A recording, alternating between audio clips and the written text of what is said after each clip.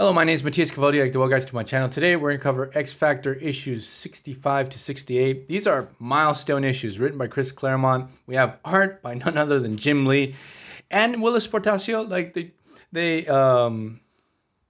They relay between both artists, and both artists' art is just top notch. The art has aged really well. Like, just look at, I guess this is Jim Lee's work. Like, look at Archangel here.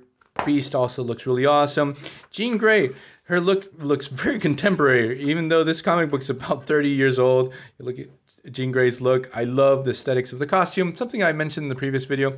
But what happens in this first issue is that we have the introduction of the Dark Riders. Now, the Dark Riders, like, before I spoil this whole story, this story is really good.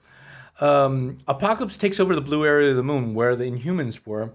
And some of the Inhumans defected and joined Apocalypse. Some were forced. Now he has this group of Inhumans working with him. We have Foxback, Gauntlet. Can't remember this guy, like, because these are editions that are in Spanish, and sometimes they translate names and they take some liberties with the translations, and they don't translate them literally. So I'm not sure what this guy's name is. This is Tusk. These are like the little Tusklings. Hard Drive. But the thing is, Apocalypse wants his ship back, that ship that he stole from the Celestials. And he has some other plans, evil plans, referred to X Factor. So he's training this new team of enforcers. So I found it hilarious that after a shower, Beast needs 2 blow dryers to dry himself off. But Beast, this particular incarnation of Beast, it's my favorite. Like, they got really weird with Beast during the 2000s. He started to morph and change a lot. Like, I really want him just to go back to be the happy-go-lucky Beast, the guy that's always an optimist, even in the most dire of situations.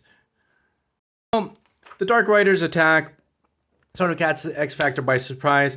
I think this guy's called Synapsis. Like, if I'm wrong, put it in the comments below. He attacks immediately Jean Grey, and he commits a mistake. When he attacks, like, Jean Grey during this time only had telekinetic powers. He accidentally unlocks her telepathy.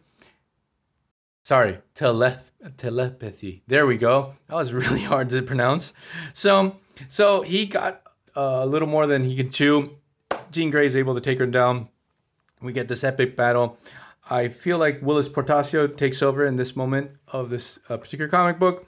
They're able to take down all the members of the Dark Riders, but this was just a distraction because what Apocalypse was really after is to kidnap Cyclops' kid.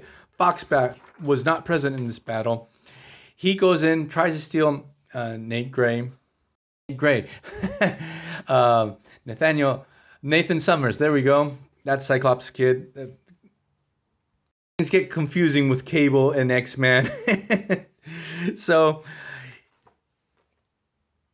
the team was distracted. He sends in the Dark Riders. He also uses Hard Drive. He infects the ship with a techno-organic virus. The ship sort of freaks out and doesn't want to be under Apocalypse control. So the ship takes off and goes into space and to auto-destruct itself.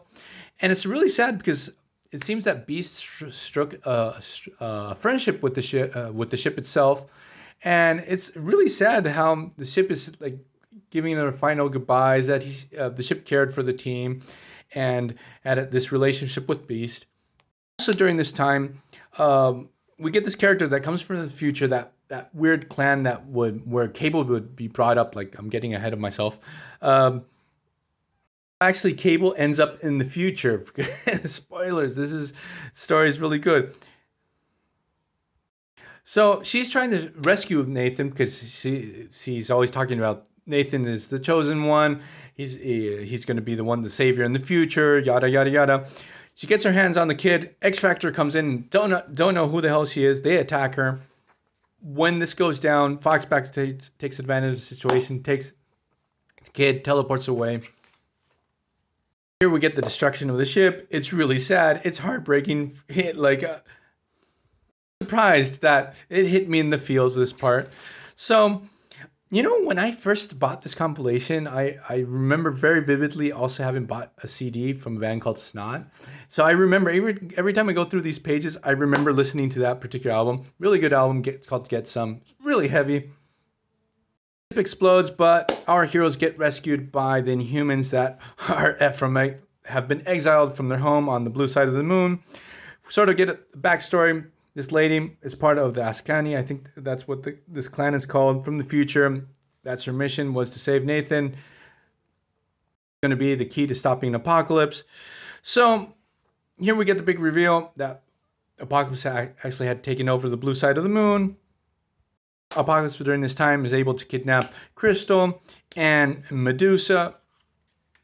This epic team up between X Factor and the Inhumans to take down Apocalypse and the evil Inhumans that joined Apocalypse.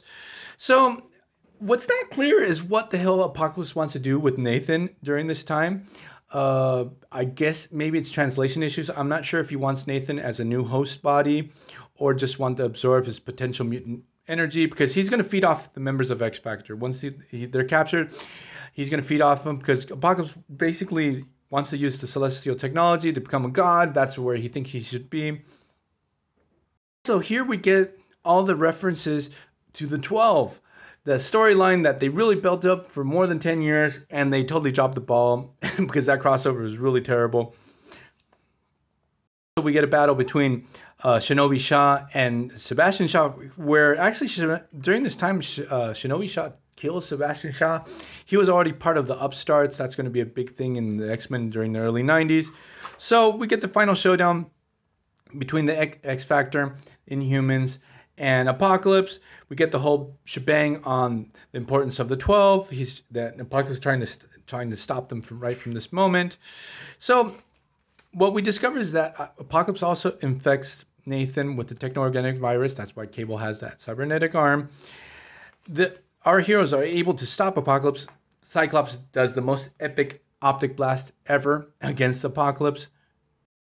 We get the lady from the future that works. I think the clan was called Askani. I'm probably butchering that name too. Tells Cyclops, look, we can save your kid from the future. I'm a perfect stranger, but give me your kid. We're going to save him. In a very questionable lapse. I'm not sure if it's a lapse of judgment, but Cyclops gives his kid to this future lady.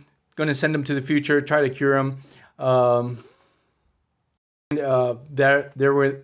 Basically, we get the origins of Cable. Then Cyclops is going to go to the future with Jean and be part of his upbringing. But like in the coming pages, you're not going to see Cyclops too sad of having lost his kid. But I'm going to leave this video here. Read Old School X Factor. It's really good.